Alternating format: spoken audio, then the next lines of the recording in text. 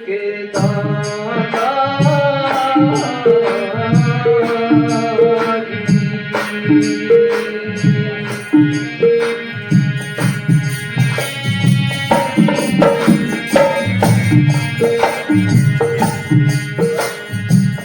सदा शरण में रखियो जी। सदा शरण में रखियो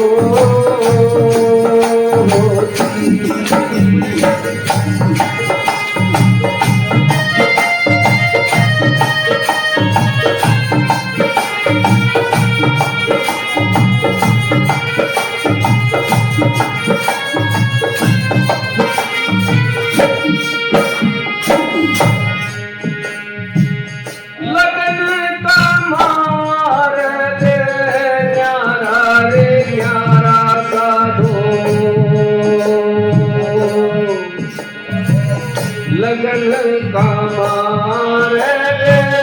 न्यारा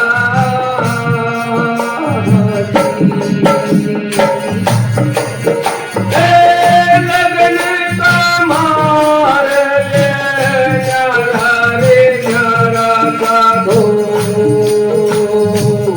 लगन का मार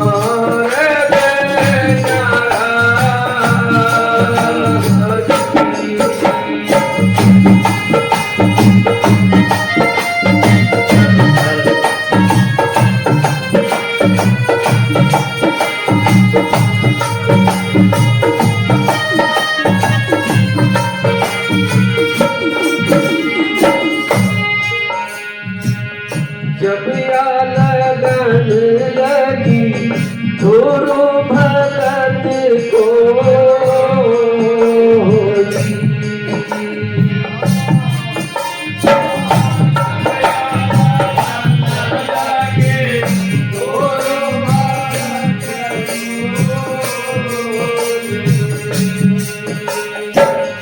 जब या लगन लगी गुरु भगत को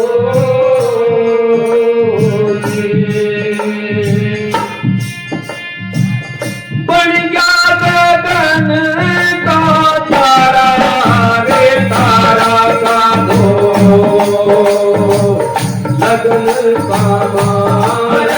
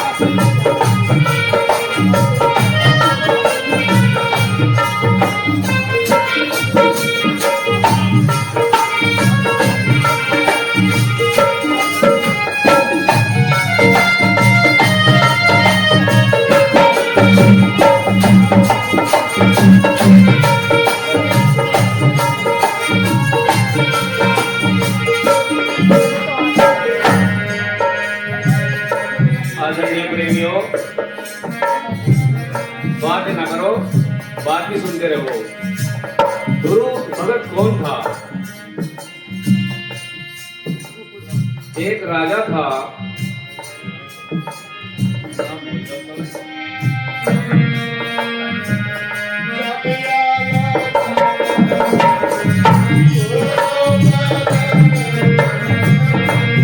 आदरणीय गुरु प्रेमियों, एक राजा था, उसका नाम था उत्तानपाद।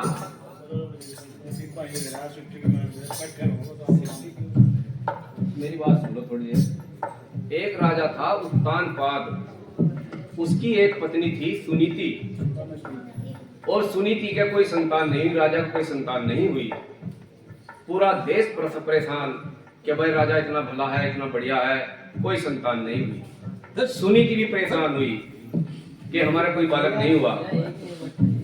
तो सुनीति ने क्या काम किया, राजा को कहा कि आप मेरी छोटी बहन से शादी कर लो, हो सकता है उसको कोई संतान हो जाए। तो बात चली, छोटी बहन, उसका नाम था सुरुचि। सुरुचि भी राजा उत्तानपाद की पत्नी बनकर आ गई। और जब वो पत्नी बनकर आई, उस समय सुनीति बड़ी पत्नी उसकी गर्भवती थी।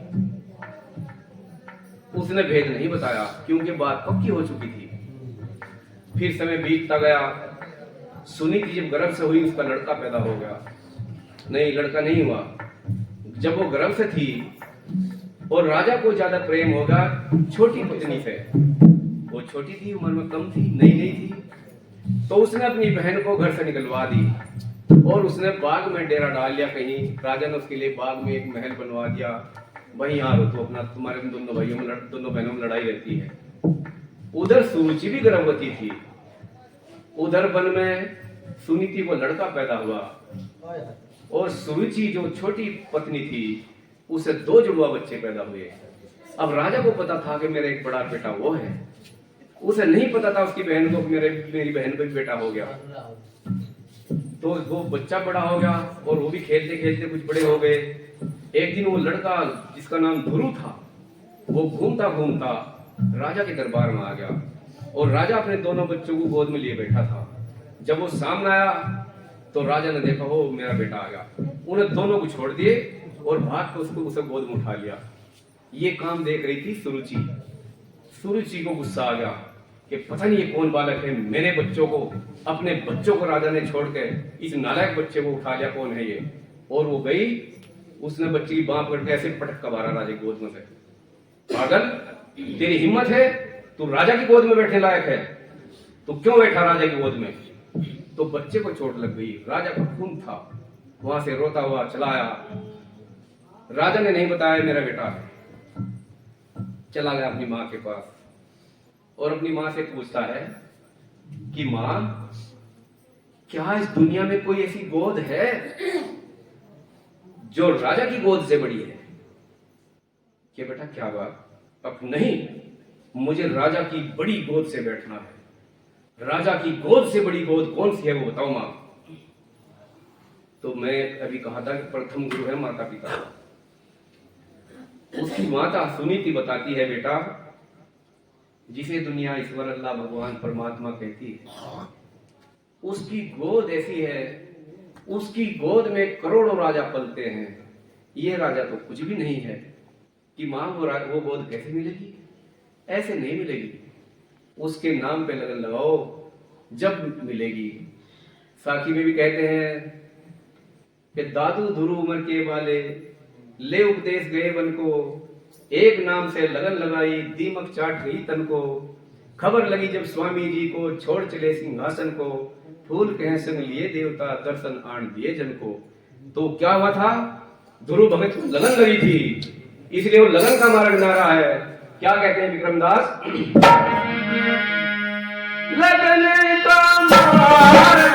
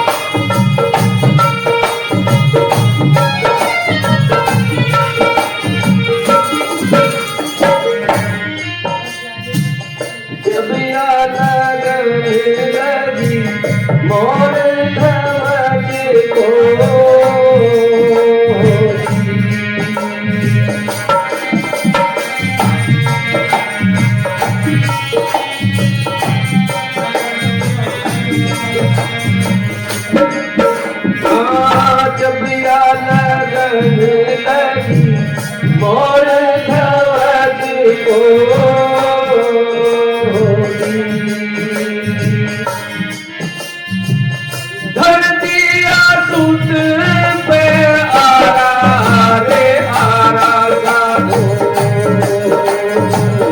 लगन बाबा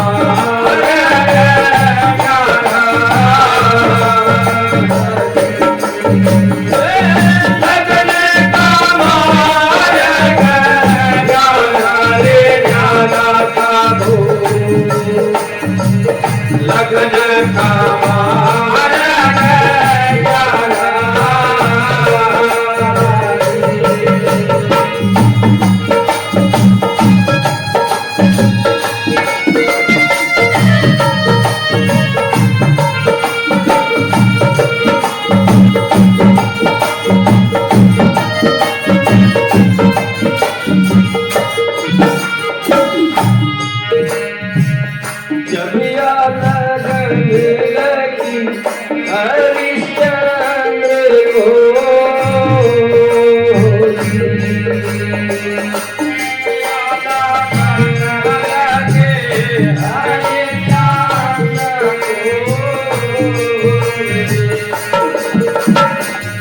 जब लगन लगी हरिचंद्र को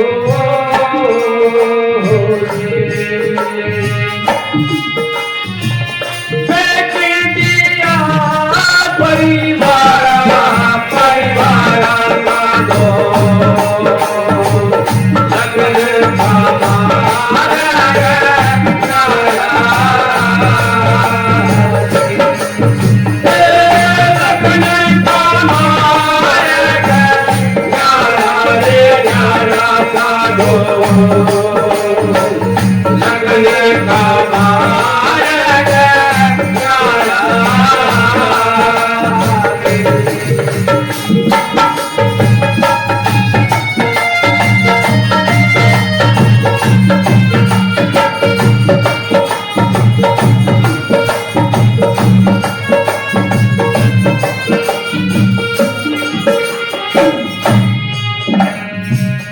कहीं रविदास किसने लगन लगाई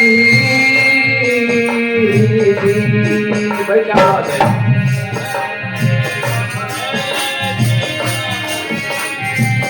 लगन लगाई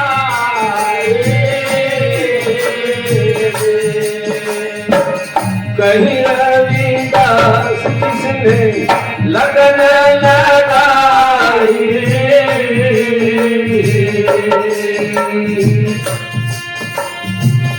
हो गया दुनिया से नारा रे न्यारा साधो लगन का मार्ग न्यारा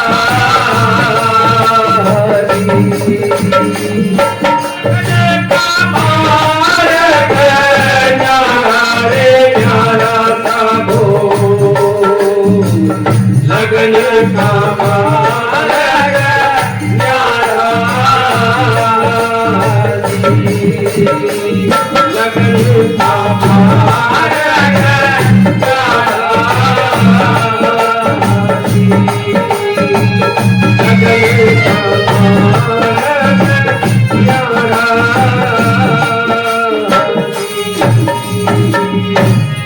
बोलो सतगुरु रविदास जी महाराज की, सतगुरु समनदास जी महाराज की, सतगुरु ज्ञान भिक्षु स्वामी की जय। भाई प्रेमियों, एक तो अपने बच्चों को पढ़ाओ लिखाओ और अपने महापुरुषों का इतिहास बताओ। जैसे ज्ञान भिक्षु जी के बारे में बताया गया है, आप समनदास जी महाराज के बारे में जानते हैं, नहीं जानते जानकारी लो, वो सबको पढ़ाओ। हमारे जो महात्मा लोग हैं, मिशन के महात्मा हैं, कौन क्या क्या करता है, जो अच्छे काम करते हैं उनका इतिहास बताओ। हमारा वो महात्मा ऐसा है, ऐसा ऐसे काम करता है, ऐसे काम करता है। और जो महात्मा कुछ गंदे काम करते हैं उसे दिमाग में से निकाल दो। सतनाम सत्संग।